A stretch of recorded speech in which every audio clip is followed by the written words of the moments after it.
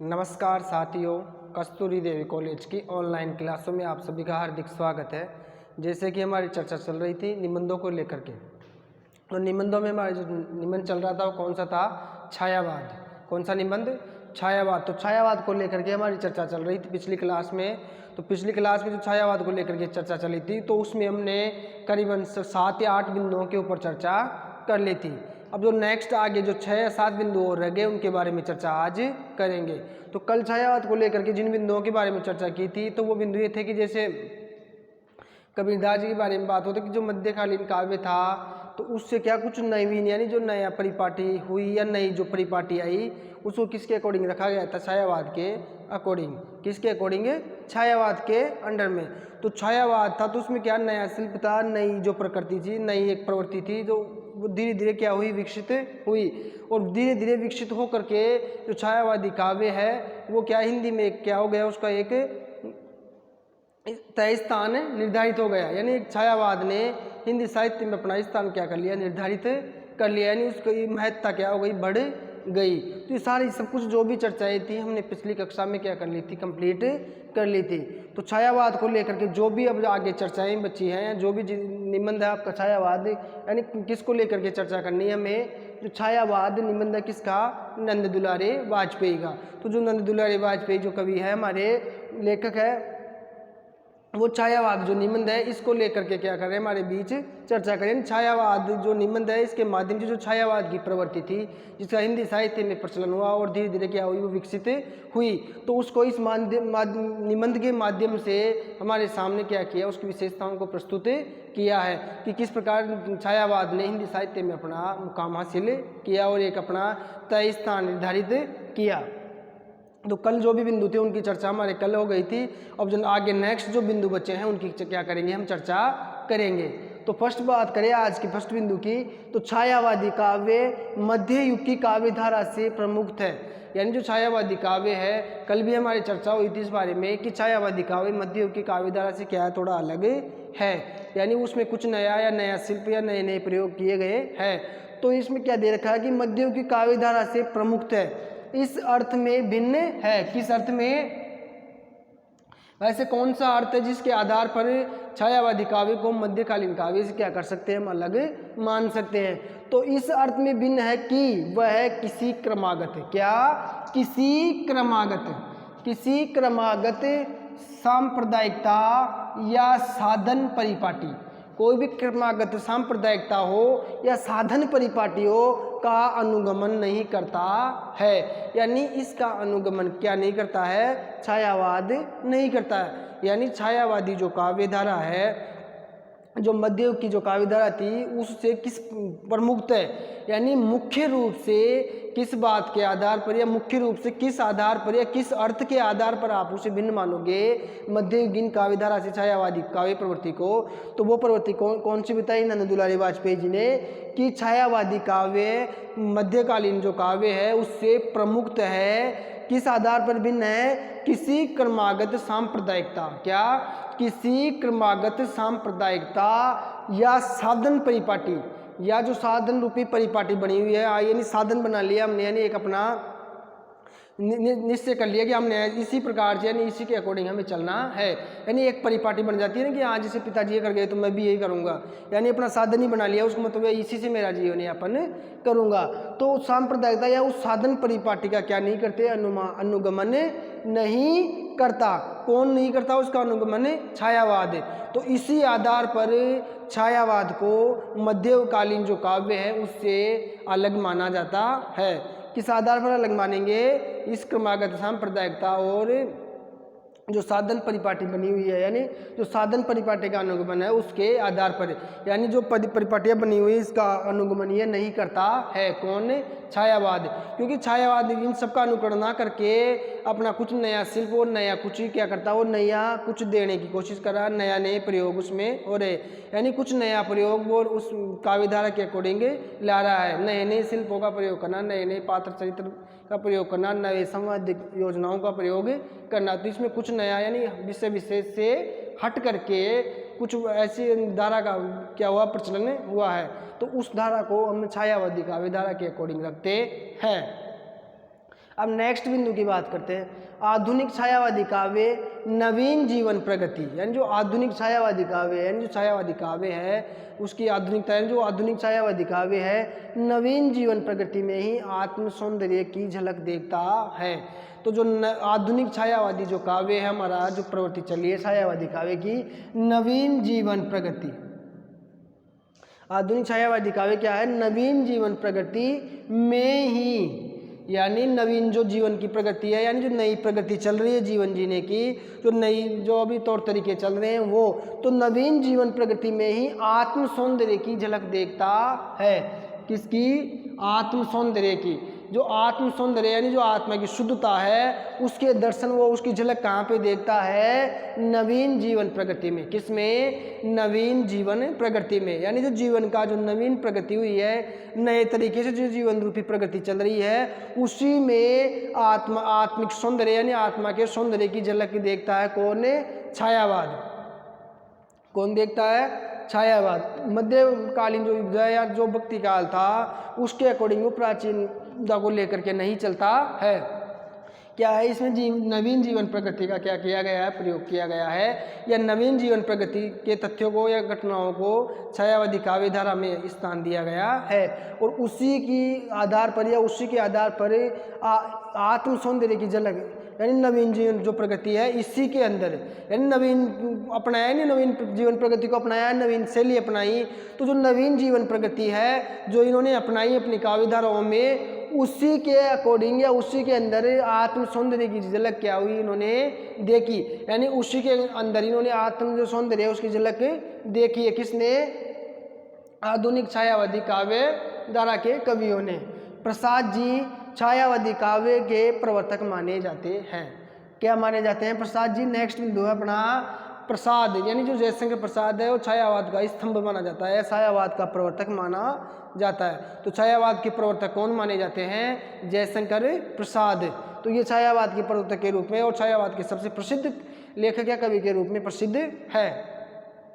Next, Prasad ji अपनी आरंभिक रचनाओं में, यानी जो छायावाद के प्रवर्तक है, छायावाद के स्तंभ है, वो अपनी आरंभिक रचनाओं में प्रकृति की रमणीयता में उत्कृष्ट होकर, यानी जो प्रारंभिक रचनाएं, यानी जो जयशंकर प्रसाद है जिसने प्रारंभिक जो रचनाएं लिखी उनके बारे में बात हो रही है। जो प्रारंभिक रचनाएं हैं उनकी प्रकृति की रमणीयता में, आरंभिक रचनाओं में प्रकृति की रमणीयता में आकृष्ट होकर उसके सौंदर्य प्रभावों को व्यक्त करते हैं। तो कौन से प्रभावों को व्यक्त करते हैं प्रसाद जी? जो आरंभिक रचनाएं हैं, यानी जो उनकी आरंभिक रचनाएं हैं उसमें वो प्रकृति के जो रमणीय अवस्थाओं से उत्कृष्ट होकर, यानी प्रारंभिक रचनाओं में वो प्रकृति की रमणीय अवस्थाओं से उत्कृष्ट होकर उसके सौंदर्य को क्या करते हैं? उसके सौंदर्य का जो प्रभाव है उसको क्या करते हैं? वो व्यक्त करते हैं। किसके सौंदर्य को?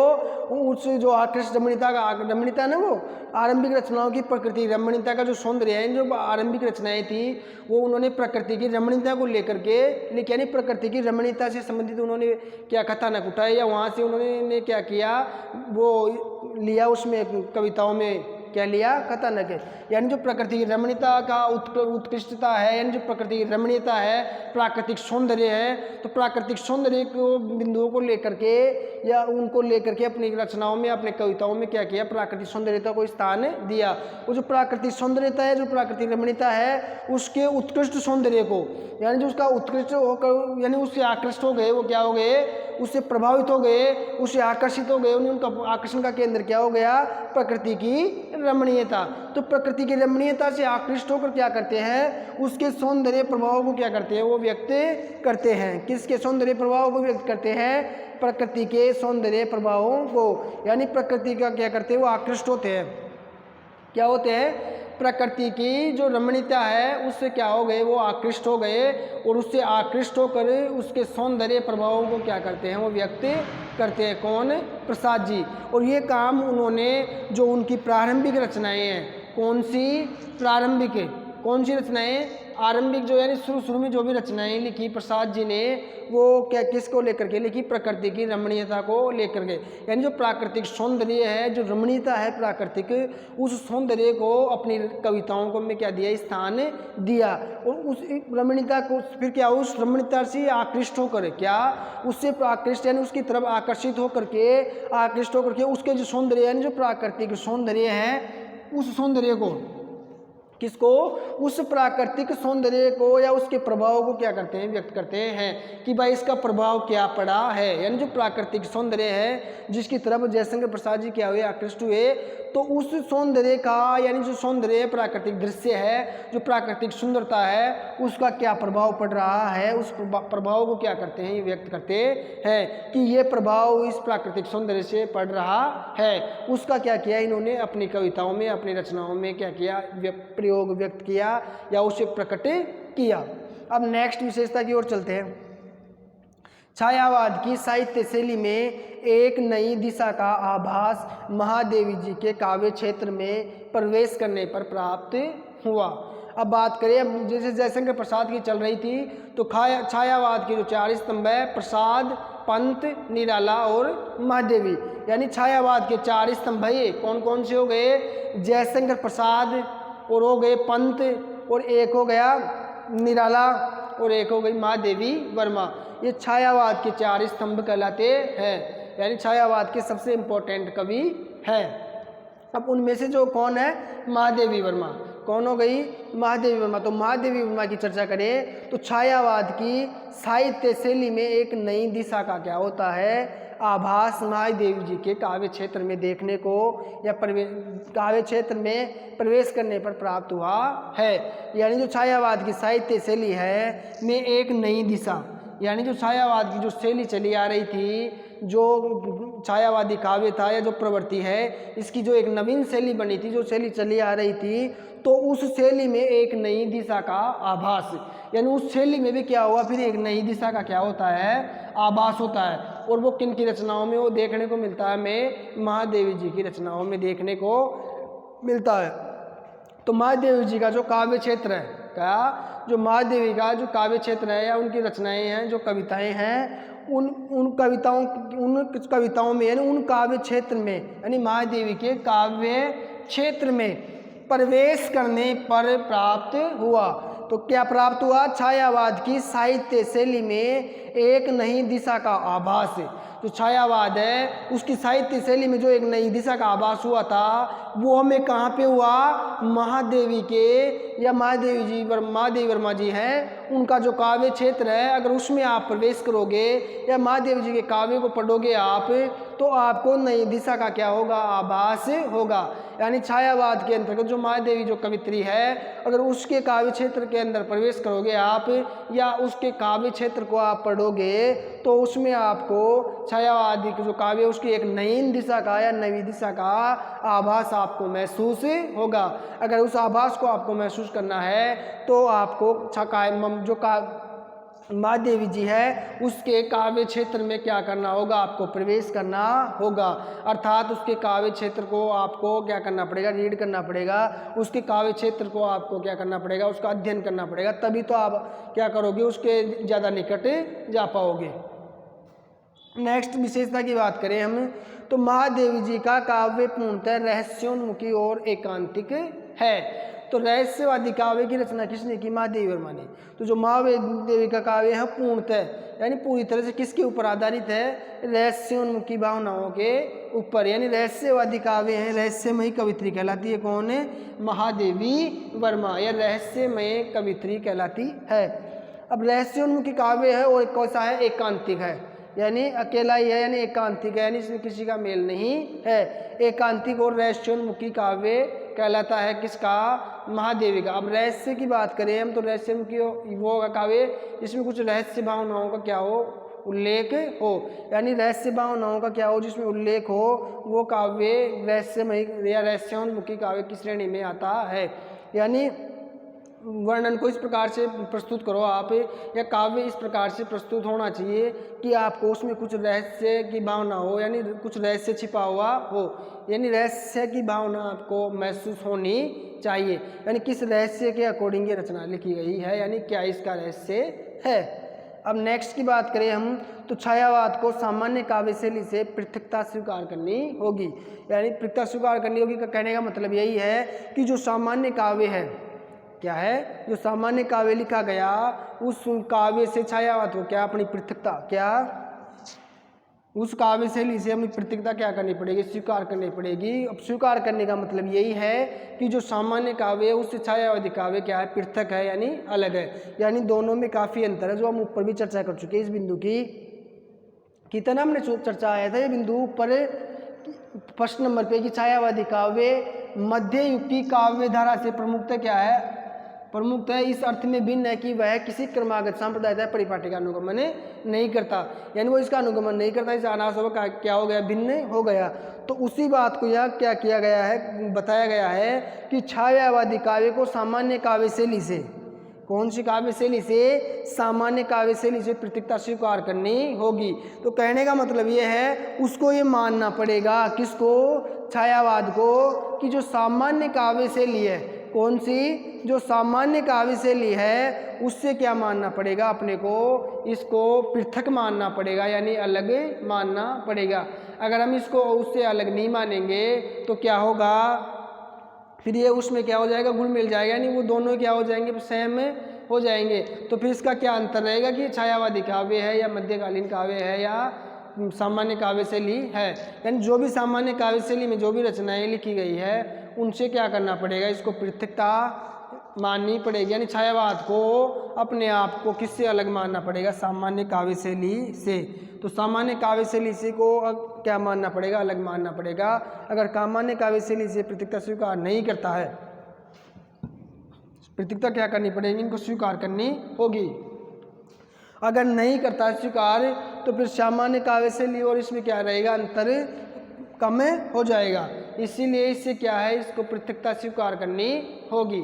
तो जो छायावाद, जो निबंध कल भी देखा था हमने इस निबंध के बारे में, इसके जो भी निबंध की जो भी विशेषताएं थी, इसके जो इम्पोर्टेंट तथ्य थे उनके बारे में हमारे बीच कल भी चर्चा हुई थी। तो कल भी चर्चा हुई थी, जो बाकी के बिंदु रह गए थे उनके बारे में आज हमने चर्चा की है। तो जो छायावाद का जो निबंध नंद दुलारी वाजपेयी का, ये क्या हो गया हमारे अब समाप्त होता है। तो जो कल वाले बिंदु थे उसके आगे क्रमांक डाल लेना, या तो जैसे 8-7 बिंदु कल थे, आज हो गए 2, 2, 4, 2, 6, 7 हो गए, और शायद 8 या 9 बिंदु कल थे। तो कुल मिलाकर के 16-17 जो भी बिंदु हो गए आपके, यानी 16-17 बिंदुओं के अकॉर्डिंग छायावाद जो आपके निबंध है इसका पूरा इंपॉर्टेंट जो भी बातें थी वो इसमें समाहित हो गई है। तो इसको क्या करना, आपको ऐसे कैसे अपनी कॉपी में नोट करके रखना है। तो फिर जैसे यहाँ से अगर कोई भी क्वेश्चन आता है तो उसको आप इस थीम के अकॉर्डिंग आराम से आसानी से उस क्वेश्चन को हल कर सकते हो।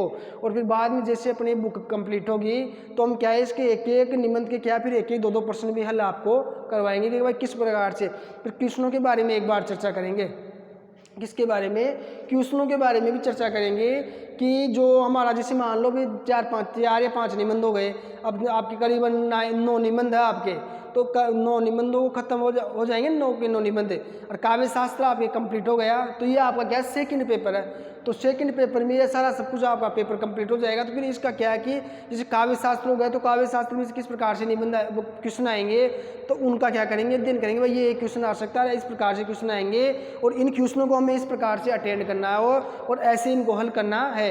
वो सारा सब कुछ हमें एक बार क्या क्वेश्चन आंसर भी क्या कर लेंगे, काव्य शास्त्र के देख लेंगे। और जो निबंध है तो निबंधों में भी हम पूरे निबंधों के एक निबंध के रोज एक निबंध के क्वेश्चन देखते ही चलेंगे। अगर ये क्वेश्चन आ गया तो हमको इसको ऐसे हल करना है और ये क्वेश्चन आ गया तो इसको ऐसे हल करना है। तो सारा सब कुछ क्या करेंगे, हम एक निबंध को लेते हैं, एक टॉपिक को लेते हैं, इनके क्वेश्चन आंसर भी क्या करेंगे, हल करेंगे। फिर देखना आपके सारा सब कुछ कितना क्लियर हो जाएगा। यानी अपना सिलेबस सेकंड पेपर जैसे ही कंप्लीट होगा फिर इसके क्वेश्चन आंसर देखेंगे शुरू से कि इस प्रकार से यहाँ से क्वेश्चन उठ सकता है और इस प्रकार से हमको इस क्वेश्चन को हल करना है। यानी किस किस तरीके से या किस किस प्रकार से क्वेश्चन आता है वो सारा सब कुछ आपके साथ शेयर करेंगे और उसको क्या हल भी करेंगे। भाई ऐसे ऐसे क्वेश्चन आएगा तो हमको इस प्रकार से हल करना है, और कौन से क्वेश्चन इंपॉर्टेंट है, कैसे क्वेश्चन उठ सकते हैं हमारे निबंधों से और काव्य शास्त्र से, वो सारा सब कुछ क्या करेंगे हम अध्ययन करेंगे। और व्याख्याओं के बारे में हमारे बीच पहले चर्चा हो गई, और व्याख्या भी कैसे कैसे उठ सकती है निबंधों से, वो भी हम क्या कर लेंगे, चर्चा कर लेंगे। तो फिर आपके क्या सेकंड पेपर एकदम परफेक्ट हो जाएगा, क्या हो जाएगा, एकदम पूरी तरह संपूर्ण तैयारी आपके सेकंड पेपर की हो जाएगी। इसमें कोई भी समस्या आपको बिल्कुल भी नहीं आने वाली है।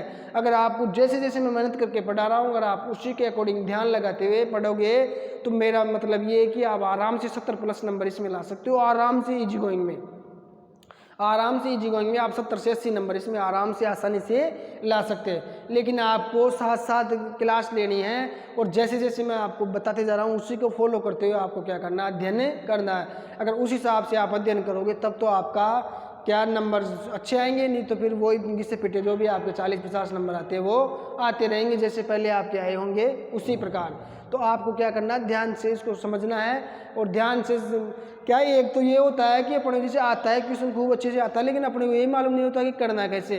तो सबसे पहले तो हमको सिलेबस क्या मालूम होना चाहिए, सिलेबस क्या है हमारा, और कौन कौन से टॉपिक से हमारे क्वेश्चन उठने के ज़्यादा चांस है, कहाँ से कितने नंबर का क्वेश्चन आता है, व्याख्या कितने नंबर की आती है, कहाँ कहाँ से व्याख्याएँ आती है, किस प्रकार से आती है, और क्वेश्चन कैसे आते हैं, किस प्रकार के क्वेश्चन ज़्यादा आने की संभावना, ये सारा सब कुछ मालूम होगा तब जा करके आपके क्या आएगा, पकड़ में आएगी चीज़ें। तो ये सब कुछ क्या करना है, आपको ध्यान रखना है। तो आज की विशेषताएं क्या होगी जो आपकी बाकी बची थी वो एक बार और देख लो। छायावादी काव्य मध्ययुग की काव्यधारा से भिन्न है, ये बात पिछली क्लास में भी पढ़ी थी हमने और आज भी देखी है। तो किस प्रकार से भिन्न है कि ये किसी भी क्रमागत यानी किसी भी क्रमागत सांप्रदायिकता है साधन परिपाटी का क्या नहीं करता है, अनुकरण या अनुगमन नहीं करता है, यानी किसी का अनुगमन नहीं करता है। ये एक नई परिपाटी है, ये अपने हिसाब से कुछ नया करने की कोशिश करता है। कौन है, छायावाद, यानी किसी का ये अनुगमन नहीं करता है, कुछ नया करने की कोशिश करता है। कौन है, छायावाद। अब नेक्स्ट विशेषता के बारे में बात करें तो आधुनिक छायावादी काव्य नवीन जीवन प्रगति में ही आत्म सौंदर्य की झलक देखता है। जो आधुनिक छायावादी काव्य है, जो नवीन जीवन प्रगति चल रही है, उसी में आत्म सौंदर्य की क्या देखता है, ये झलक देखता है। यानी जो नवीन जीवन सौंदर्य है उसी में अपनी आत्मा की झलक देखने की कोशिश करता है। कौन है, छायावाद। क्योंकि पुरानी जो शैली है वो छायावाद के अकॉर्डिंग नहीं है। प्रसाद जी छायावाद के क्या माने जाते हैं, प्रवर्तक। यानी छायावाद के 4 स्तंभ है, प्रसाद, पंत, निराला और महादेवी। यानी महादेवी और माँ जयशंकर प्रसाद, सूर्यकांत त्रिपाठी निराला और पंत। तो ये क्या है, ये छायावाद के 4 स्तंभ है। तो इनमें से छायावाद का जो क्या है प्रवर्तक है वो किसे माना जाता है, जयशंकर प्रसाद जी को। तो प्रसाद जी को छायावाद का प्रवर्तक माना जाता है। और प्रसाद जी अपनी जो माना जाता है, और प्रसाद जी की जो आरंभिक रचनाएं कौन सी, जो शुरू में उन्होंने जो प्रारंभ में जो रचनाएं लिखी थी वो, तो उनकी प्रकृति क्या है, तो प्रारंभिक रचनाओं की प्रकृति रमणीयता में प्रकृति की रमणीयता में, यानी जो प्रारंभिक रचनाएं हैं उनकी प्रकृति की रमणीयता में उत्कृष्ट होकर उसके सौंदर्य प्रभावों को व्यक्त करते हैं। यानी उस प्रकृति की रमणीयता में क्या हो जाता है, उत्कृष्ट हो जाता है, और उसके सौंदर्य प्रभावों को क्या करते हैं, फिर प्रकट करते हैं। अब छायावाद की जो काव्य शैली है में एक नई दिशा का आभास हमें कहाँ पे देखने को मिलता है। यानी प्रवर्तक तो हमें जयशंकर प्रसाद माने जाते हैं, लेकिन जो नई छायावादी साहित्य है, जो उसकी काव्य शैली है, उसमें एक नई दिशा का आभास होता है। हमें किसका आभास होता है, नई दिशा का। अब वो नई दिशा का आभास होता है तो वो किस में होता है, हमें महादेवी जो कवित्री है हमारी छायावाद की, उसकी काव्य क्षेत्र में या उसकी रचनाओं में हमें एक नई दिशा का क्या होता है, आभास होता है। तो नई दिशा का आभास होगा हमें किसी का, महादेवी का जो काव्य क्षेत्र है उसमें प्रवेश करेंगे। तब प्रवेश करने का मतलब है जब हम उसका अध्ययन करेंगे, यानी महादेवी के काव्य का अगर जब हम अध्ययन करेंगे तो हमें कुछ एक नई पद्धति का क्या होगा, आभास होगा। किसका, एक नवीन पद्धति का आभास होगा, एक नई साहित्यिक शैली का क्या होगा, आभास होगा। किसके साहित्य में प्रवेश करेंगे तब, छायावादी कवित्री है उसकी महादेवी जी, उसके काव्य क्षेत्र में प्रवेश करने पर हमें एक नई क्या होगी, दिशा प्राप्त होगी। यानी एक नवीन काव्य शैली का हमें क्या होगा, बोध होगा। महादेवी जी का काव्य पूर्णतः रहस्योन्मुखी और एकांतिक है। यानी ये रहस्यवादी कवित्री मानी जाती है। कौन है, महादेवी जी क्या मानी जाती है, रहस्यवादी कवित्री। तो रहस्यवादी कवित्री मानी जाती है महादेवी और माँ। तो इसके जो काव्य है उसमें हमें पूर्णतः है, यानी पूरी तरह से क्या देखने को मिलता है, रहस्योन्मुखी और एकांतिक। तो इसका कार्य कैसा हो जाएगा? एकांतिक हो जाएगा और रहस्यमय हो जाएगा। और वो भी पूर्णतः यानी पूर्ण रूप से हमें मान सकते हैं किसके कि महादेवी का काव्य रहस्योन्मुखी एकांतिक काव्य है। यानी महादेवी जी के काव्य की क्या हो गई? विशेषता हो गई। इसीलिए महादेवी जी की जो काव्य की शैली है उसमें वो क्या एक नई दिशा प्रदान करती है। यानी रहस्योन्मुखी भावना होने की वजह से ये हमें एक काव्य क्षेत्र में एक नवीन दिशा की ओर अग्रसर करने वाली है, नवीन दिशा की ओर ले जाने वाली है। अब आगे बात करें हम नेक्स्ट बिंदु की, तो छायावाद को सामान्य काव्य शैली से पृथकता स्वीकार करनी होगी। अगर जो छायावाद है उसको क्या है, उसका जो सामान्य काव्य शैली चली आ रही थी पहले से ही, उससे क्या है पृथकता स्वीकार करनी होगी। अगर उससे वो पृथकता स्वीकार नहीं करेगा तो वो छायावाद की शैली क्या हो जाएगी? धूमिल हो जाएगी। यानी छायावाद की शैली क्या है? एक अलग ही उसने कुछ नया प्रयोग हुआ है। तो सामान्य काव्य शैली को क्या करना पड़ेगा? उसको छोड़ना पड़ेगा और यहाँ से अपने को क्या उसको क्या रखनी पड़ेगी? पृथकता यानी दूरी बना के उसको रखनी होगी। तो दूरी बना के रखनी होगी यानी इस दूरी को उसको क्या करना है? छायावाद को स्वीकार करना है। उसे ये मानना ही होगा कि मेरी किससे छायावाद से दूरी है। अगर ये नहीं मानेगा या इस दूरी को वो नहीं मेंटेन करेगा तो क्या होगा? फिर वो सामान्य काव्य शैली में घुल मिल जाएगा। तो छायावादी जो काव्य है उसको सामान्य काव्य शैली से अपनी पृथकता बनाए रखनी है। तो आज की क्लास है वो आपकी क्लास को हम यहीं पे विराम देते हैं।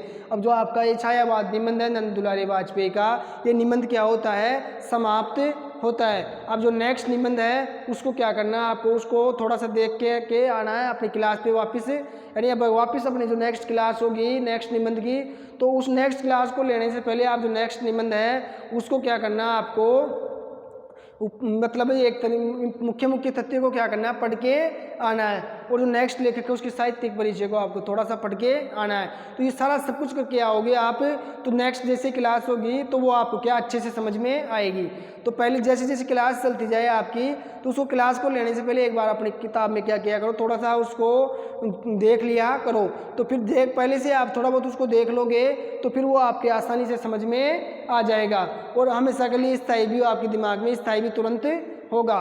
तो अब जो भी नेक्स्ट निबंध आपको उसको देख के आना है और अच्छे से क्या करना है, फिर आके नेक्स्ट क्लास को बिल्कुल तरोताजा हो करके समझना है। तो आज का जो आपका छायावाद निबंध वो यहीं पे समाप्त होता है। आज की क्लास को हम यहीं पे विराम देते हैं। धन्यवाद।